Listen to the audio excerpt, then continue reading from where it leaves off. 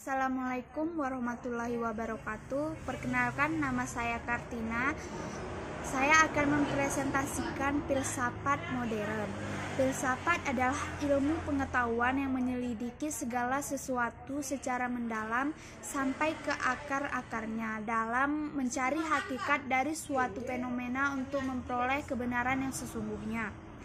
Filsafat pada zaman modern adalah pengetahuan tidak berasal dari kitab suci atau ajaran agama, tidak juga dari penguasa, melainkan berasal dari diri sendiri manusia. Sejarah filsafat modern. Sejarah filsafat modern ada 3 periode.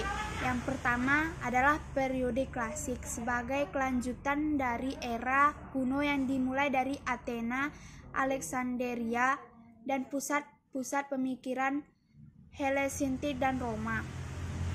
Periode kedua adalah periode pertengahan dan periode ketiga adalah periode modern yang dilanjutkan dengan periode postmodernisme. Perkembangan filsafat modern. Masa modern menjadi identitas di dalam filsafat modern. Pada masa ini, rasionalisme semakin dipikirkan. Tidak gampang untuk menentukan mulai dari kapan abad pertengahan berhenti. Namun dapat dikatakan bahwa abad pertengahan itu berakhir pada abad 15 dan 16. Atau pada akhir masa Renaissance. Setelah abad pertengahan adalah masa modern, sekalipun memang tidak jelas kapan berakhirnya abad pertengahan itu. Akan tetapi ada hal-hal yang menandai di masa modern ini, yaitu berkembang pesatnya berbagai kehidupan manusia barat, khususnya dalam bidang kebudayaan, ilmu pengetahuan, dan ekonomi. Usaha untuk menghidupkan kembali kebudayaan klasik Yunani Romawi. Kebudayaan ini pula lah yang diresapi oleh suasana Kristiani. Di bidang filsafat terdapat aliran yang terus mempertahankan masa klasik.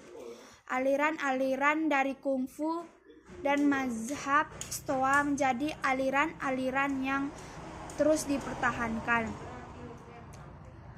Adapun ciri-ciri filsafat modern yaitu ditandai dengan perubahan dalam bentuk-bentuk kesadaran atau pola-pola berpikir. Sebagai bentuk kesadaran, modernitas dicirikan dengan 3 hal, yaitu subjektivitas, kritik, dan kemajuan. Aliran-aliran filsafat modern antara lain rasionalisme. Rasionalisme adalah paham filsafat yang mengatakan bahwa akal adalah alat terpenting untuk memperoleh pengetahuan karena suatu pengetahuan dapat diperoleh dengan cara berpikir. Yang kedua yaitu empirisme adalah bahwa pengetahuan yang bermanfaat pasti dan benar hanya dapat diperoleh lewat indera atau empiri. Dan empirilah satu-satunya sumber pengetahuan. Yang ketiga, kritisme.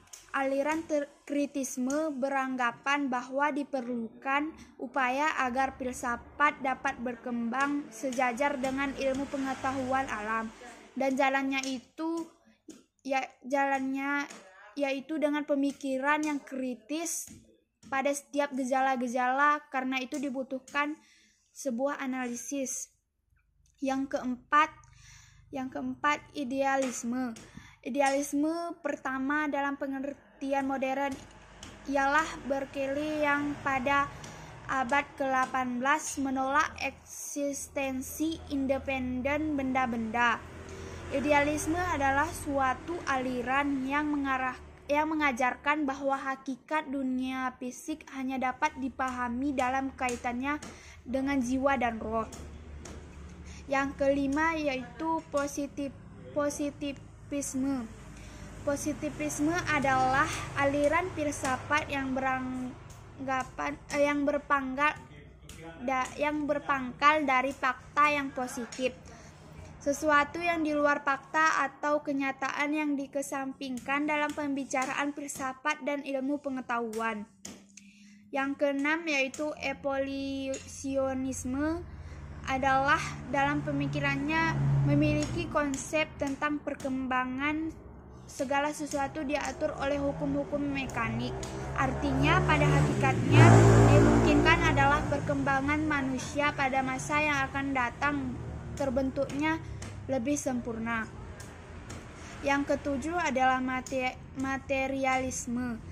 Materialisme memandang bahwa realitas yang ada seluruhnya adalah materi belaka.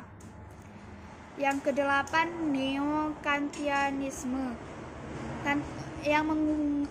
yang mengemukakan bahwa keyakinannya pada otoritas akal manusia untuk mencipta. Yang kesembilan pragmatisme. Aliran pragmatisme adalah aliran yang mengajarkan bahwa yang benar adalah apa saja yang membuktikan dirinya sebagai yang benar dengan akibat-akibat yang bermanfaat secara praktis. Yang ke-10 yaitu filsafat hidup. Filsafat hidup dipengaruhi oleh kemajuan iptek dalam kehidupan manusia, sehingga menimbulkan pandangan bahwa peranan akal pikir hanya digunakan untuk menganalisis sampai menyusun suatu sintesis baru. Yang ke-11 fenomenologi, berasal dari kata fenomen yang berarti gejala, yaitu suatu hal yang tidak nyata. Yang ke-12 eksistensialisme, merupakan aliran filsafat yang memandang berbagai gejala yang berdasar pada eksistensinya. Dan yang terakhir, yang ke-13 yaitu neotomisme. Aliran ini adalah aliran yang mengikuti paham Thomas Aquinas. Paham Thomisme yaitu pertama, paham yang menganggap bahwa ajaran Thomas tidak sempurna. Kedua, paham yang menganggap bahwa walaupun ajaran Thomas tidak sempurna, masih terdapat hal-hal yang belum dibahas. Ketiga, paham yang menganggap bahwa ajaran Thomas harus diikuti, akan tetapi tidak boleh dianggap ajarannya betul-betul sempurna.